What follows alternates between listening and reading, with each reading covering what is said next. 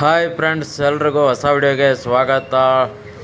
India versus England T20 third match ನಾಳೆ ಇದೆ ಅಂತಲೇ ಹೇಳ್ಬೋದು. ಹಾಗೆ ನಾಳೆಯ ಪಂದ್ಯಕ್ಕೆ ಗೌತಮ್ ಗಂಭೀರ್ ಅವರು ಏನೆಲ್ಲ ಬದಲಾವಣೆ ಮಾಡ್ತಿದ್ದಾರೆ, ಹಾಗೆ ಏನೆಲ್ಲ ದೊಡ್ಡ ಬದಲಾವಣೆ ಆಗ್ತಿದ್ದಾವೆ, ಸುದ್ದಿಯ ಸಂಪೂರ್ಣ ಮಾಹಿತಿ ತಿಳ್ಕೊಂಡು ಬರೋಣ. ಅದಕ್ಕಿಂತ ಮುಂಚೆ ಚಾನಲ್ಗೆ ಸಬ್ಸ್ಕ್ರೈಬ್ ಮಾಡದೆ ವಿಡಿಯೋ ನೋಡ್ತಾ ಇದ್ರೆ ಈಗಲೇ ನಮ್ಮ ಚಾನಲ್ನ ಸಬ್ಸ್ಕ್ರೈಬ್ ಮಾಡ್ಕೊಳ್ಳಿ. ಹಾಗೆ ಪಕ್ಕದಲ್ಲೇ ಇರೋ ಬೆಲ್ ಐಕಾನ್ ಮೇಲೆ ಆಲ್ ಅಂತ ಕ್ಲಿಕ್ ಮಾಡ್ಕೊಳ್ಳಿ. ನಾವು ಯಾವುದೇ ಹೊಸ ವಿಡಿಯೋ ಅಪ್ಲೋಡ್ ಮಾಡಿದರೂ ಮೊದಲು ನಿಮಗೆ ನೋಟಿಫಿಕೇಶನ್ ಬರುತ್ತೆ.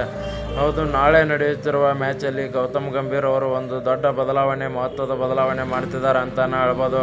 ಯಾಕಂದರೆ ಮತ್ತೆ ವಾಪಸ್ ಸಂಜು ಸ್ಯಾಮ್ಸನ್ ಅವರನ್ನು ಇನ್ನಲ್ಲಿ ಆಡಿಸೋ ಚಾನ್ಸ್ ಇದೆ ಅಂತಲೇ ಹೇಳ್ಬೋದು. ವೈಭವ್ ಸೂರ್ಯವಂಶಿ ಅವರನ್ನು ಬೆಂಚ್ಗೆ ಹಾಕಿ, ಯಾಕಂದರೆ ವೈಭವ್ ಸೂರ್ಯವಂಶಿ ಅವರು ಕೂಡ ಕಳೆದ ಮ್ಯಾಚಲ್ಲಿ ಕೇವಲ 10 ಬಾಲ್ಗೆ 14 ರನ್ ಹೊಡೆದು ಔಟ್ ಆಗ್ತಾರೆ. ಅವರಿಗೆ ಅಷ್ಟೊಂದು ಎಕ್ಸ್ಪೀರಿಯನ್ಸ್ ಕೂಡ ಇಲ್ಲ, ಬಟ್ T20ಲಿ ಚೆನ್ನಾಗಿ ಆಡ್ತಿದ್ದಾರೆ. ಬಟ್ ನೋಡಬೇಕು, ಕಾಯ್ದು ನೋಡಬೇಕು. ಯಾಕೆಂದರೆ ನಮ್ಮ ಟೀಮ್ ಇಂಡಿಯಾ ಆಲ್ರೆಡಿ ಒಂದು ಸೋಲಿನ ಸುಳಿಯಲ್ಲಿ ಸಿಲುಕಾಕೊಂಡಿದೆ ಅಂತಲೇ ಹೇಳ್ಬೋದು. ಯಾಕಂದರೆ ಕಂಟಿನ್ಯೂ 2 ಮ್ಯಾಚ್ ಐರ್ಲೆಂಡ್ ವಿರುದ್ಧ ಕೂಡ ಸೋಯಿತು. ಹಾಗೆ ಅದಾದ ಮೇಲೆ ನೋಡೋದಾದರೆ ಇಂಡಿಯಾ ವರ್ಸಸ್ ಇಂಗ್ಲೆಂಡ್ ಫಸ್ಟ್ ಮ್ಯಾಚಲ್ಲಿ ಒಂದು ಟೈ ಆಗುತ್ತೆ. ಬಟ್ ಆ ಮ್ಯಾಚಲ್ಲೂ ಕೂಡ ನಮ್ಮ ಟೀಮ್ ಇಂಡಿಯಾ ಕಡೆಯಿಂದ ಅಷ್ಟೊಂದು ರನ್ಸ್ ಬಂದಿರಲ್ಲ. ಫಸ್ಟ್ ಬ್ಯಾಟಿಂಗ್ ಆಡಿ ಕೇವಲ 189 ರನ್ ಹೊಡೆದಿದ್ರು.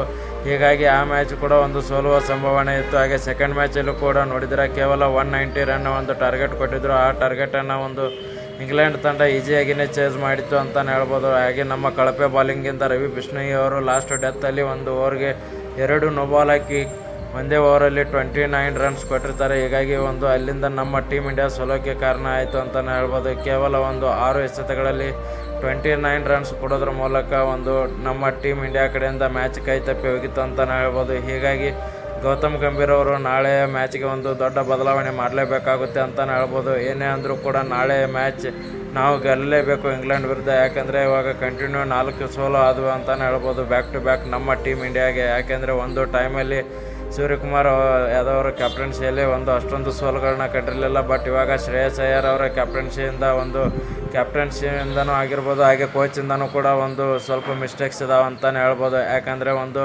ಚಾಂಪಿಯನ್ ಆಗಿರ್ತಕ್ಕಂಥ RCB ಟೀಮಿಂದ ಒಂದು ಪ್ಲೇಯರ್ನ ಪಿಕ್ ಮಾಡಲಿಲ್ಲ. ಹೀಗಾಗಿ ಒಂದು ಕೋಚಿಂದನೂ ಕೂಡ ಮಿಸ್ಟೇಕ್ಗಳಿದ್ದಾವೆ ಅಂತಲೇ ಹೇಳ್ಬೋದು.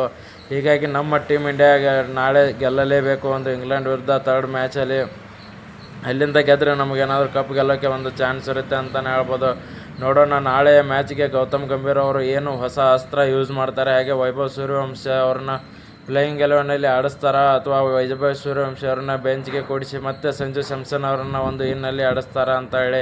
ಯಾಕಂದರೆ ಬ್ಯಾಟಿಂಗಿಂದ ನಮ್ಮ ಇಂಡಿಯಾ ಕಡೆಯಿಂದ ಅಷ್ಟೊಂದು ರನ್ಸ್ ಬರ್ತಿಲ್ಲ. ಬಟ್ ನಾವು ಇಂಗ್ಲೆಂಡ್ ವಿರುದ್ಧ ಗೆಲ್ಲಬೇಕಂದ್ರೆ ಫಸ್ಟ್ ಬ್ಯಾಟಿಂಗ್ ಮಾಡಿದರೆ ಒಂದು 200+ ರನ್ನನ್ನೇ ಒಂದು ಟಾರ್ಗೆಟ್ ಕೊಡಬೇಕಾಗುತ್ತೆ. ಯಾಕಂದರೆ ಅಷ್ಟು ಟಾರ್ಗೆಟ್ ಕೊಟ್ಟರೆ ಮಾತ್ರ ನಾವು ಒಂದು ಗೆಲ್ಲೋಕ್ಕೆ ಸಾಧ್ಯ. ಯಾಕಂದರೆ ಇಂಗ್ಲೆಂಡಲ್ಲೂ ಕೂಡ ಒಂದು ದಿಗ್ಗಜ ಪ್ಲೇಯರ್ಗಳಿದ್ದಾರೆ. ಫಿಲ್ ಸಾಲ್ಟ್ ನಮ್ಮ RCBಗೆ ಯಾವ ಥರ ಆಡಿದ್ರು ನೋಡಿದರೆ, ಹಾಗೆ ಜಾಸ್ ಬಟ್ಲರು ಅಪಾರ ಎಕ್ಸ್ಪೀರಿಯನ್ಸ್ ಇರ್ತಕ್ಕಂಥ ಪ್ಲೇಯರು. ಹೀಗಾಗಿ ನಾವು ಟೀಮ್ ಇಂಗ್ಲೆಂಡ್ ವಿರುದ್ಧ ಗೆಲ್ಲಬೇಕಂದ್ರೆ ಒಂದು ಅತ್ಯಂತ 200+ ರನ್ಸ್ಗೆ ಕಲೆ ಹಾಕಲೇಬೇಕು. ಹಾಗೆ ಎಷ್ಟು ಜಾಸ್ತಿ ರನ್ಸ್ ಹೊಡಿತೀವಿ ಅಷ್ಟು ಒಂದು ನಾವು ಅವ್ರಿಗೆ ಟಾರ್ಗೆಟನ್ನು ಟಫಾಗಿ ಕೊಡ್ಬೋದು ಅಂತಲೇ ಹೇಳ್ಬೋದು. ಯಾಕಂದರೆ ಆ ಕಡೆ ಒಂದು ಆ ಥರ ಟೀಮ್ ಸ್ಟ್ರಾಂಗ್ ಆಗಿ ನಿಂತಿದೆ ಅಂತಲೇ ಹೇಳ್ಬೋದು. ನೋಡೋಣ ನಾಳೆಯ ಮ್ಯಾಚಲ್ಲಿ ಏನೆಲ್ಲ ನಮ್ಮ ಗೌತಮ್ ಗಂಭೀರ್ ಅವರು ಬದಲಾವಣೆ ಮಾಡ್ತಾರೆ.